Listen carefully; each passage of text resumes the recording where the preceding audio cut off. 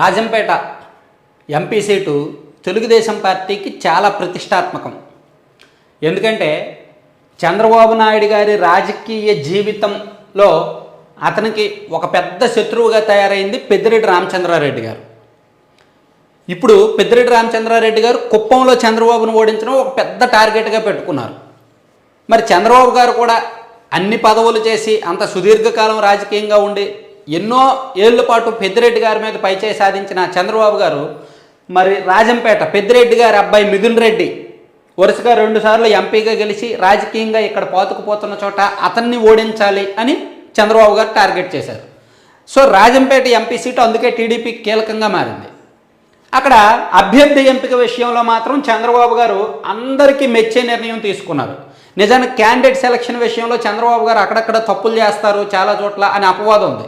కానీ Rajampet MP candidate విషయంలో మాత్రం చంద్రబాబు గారు తీసుకున్న నిర్ణయం రాయలసీమలో టీడీపీ వర్గాలు ఒక రకంగా ఫుల్ హ్యాపీ అన్నమాట. సరే, అసలు ఈ గంటా నరహరి గారు ఎవరు, ఆయనకేమైనా రాజంపేట ఎంపీగా గెలిచే ఛాన్స్ ఉందా, ఉంటే అవకాశాలు ఎలా ఉన్నాయి, మిథున్ రెడ్డి గారికి ఏమైనా సవాళ్ళు ఉన్నాయా, అసలు రాజంపేట ఎంపీ పరిధిలో తాజా రాజకీయ అప్డేట్స్ ఏంటనేది చూద్దాం. రాజంపేట ఎంపీగా 2014 అలాగే 2019లో వరుసగా 2 ఎన్నికల్లో కూడా మిథున్ రెడ్డి గారు గెలుపొందారు. ఆర్థికంగా అత్యంత బలమైన నేత, వైఎస్ఆర్ కాంగ్రెస్ పార్టీలో ఒక పెద్ద ఆర్థిక శక్తి. వాళ్ళ కంపెనీలు, వాళ్ళ లావాదేవీలు దేశంలో చాలా చోట్ల బిజినెస్లు చేస్తూ ఉంటారు, కాంట్రాక్ట్లు అవన్నీ. సో పెద్దిరెడ్డి మిథున్ రెడ్డి గారికి కానీ రామచంద్రారెడ్డి గారికి కానీ ఒక వ్యవస్థల పరంగా అయితే తిరుగులేదు, రాజకీయంగా వాళ్ళకి ఇంకా తిరుగులేదు అనుకోవచ్చు.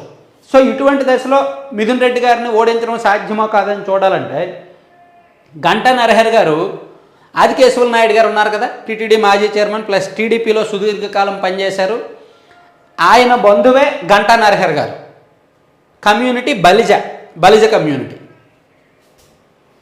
సో ఇప్పుడు గంటా నరహరి గారి ఎంపిక కమ్యూనిటీని బేస్ చేసుకునే జరిగిందనమాట. రాజంపేట ఎంపీ అంటే రాజంపేట లోక్సభ పరిధిలో Rajampet, railway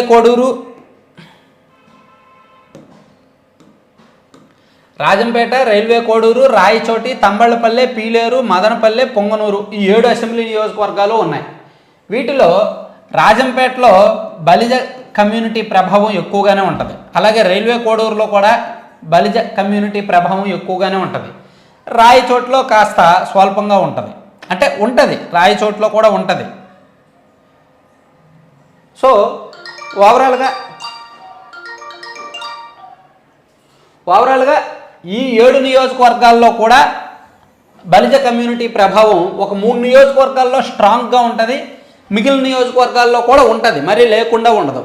at the same time Reddy community కూడా ఎక్కువ. So Reddy equal to Balija community అనుకోవచ్చు. ఈ ఎంపీ సీటు పరిధిలో కాస్త తక్కువగానే ఉంటాయి ఈ బలిజాసు, కాకపోతే రాజకీయం చేయడంలో మాత్రం పోటాపోటీగా ఉంటారు. సో ఇటువంటి చోట గంటా నరహరి గారి ఎంపిక రెడ్డి వర్సెస్ బలిజ అని చెప్పుకోవచ్చు. నిజానికి రాజంపేట ఎంపీ సీట్ పరిధిలో తెలుగుదేశం పార్టీ 2 సార్లు గెలిచింది. 1984లో ఒకసారి, 1999లో ఒకసారి. 84లో పాలకొండరాయుడు గారు, ఆయన కూడా బలిజ కమ్యూనిటీ. అలాగే గునిపాటి రామయ్య గారు, ఆయన 1999లో గెలిచారు. సో 1 2 3 4 5 6 7 8 సార్లు తెలుగుదేశం పార్టీ ఓడిపోయింది, 2 సార్లే గెలిచింది.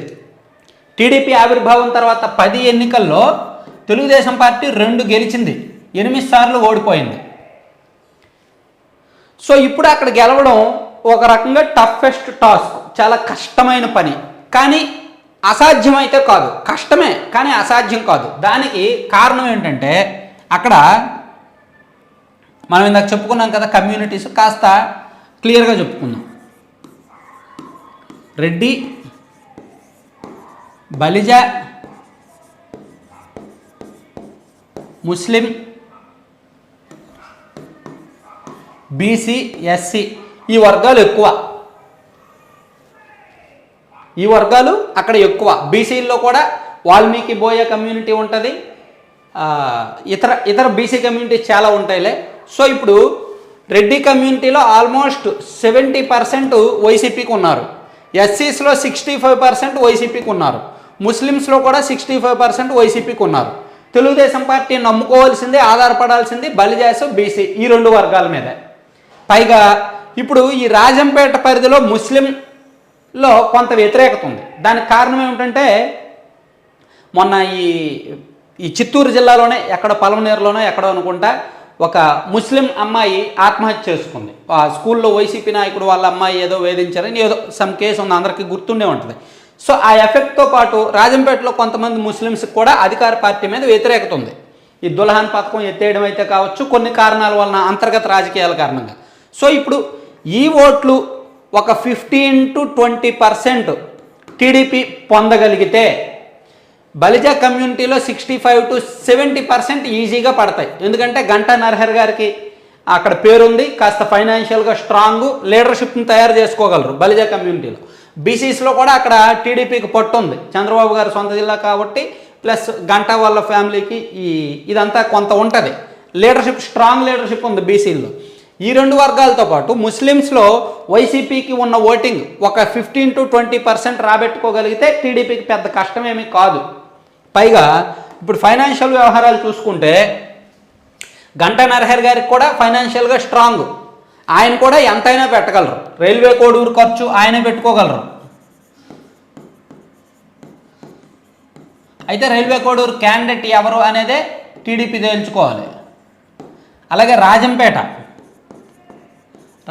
క్యాండిడేట్ విషయంలో స్టిల్ ఒక కన్ఫ్యూజన్ ఉంది. చెంగల్రాయుడు గారు అంటున్నారు, బచ్చాల చెంగల్రాయుడు గారికి అవకాశం ఉంది, ఏమైనా మారిస్తే మారుస్తారేమో, మార్చే అవకాశం లేదు.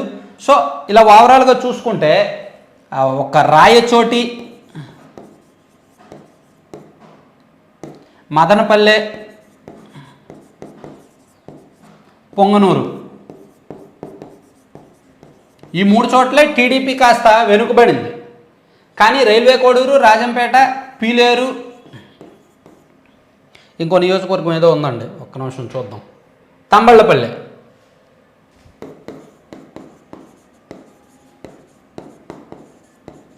సో రైల్వే కోడూరు, రాజంపేట, పీలేరు, తంబళ్ళపల్లె ఈ 4 నియోజకవర్గాల్లో కూడా టీడీపీకి సంస్థాగతంగా బలం స్ట్రాంగ్గానే ఉంది.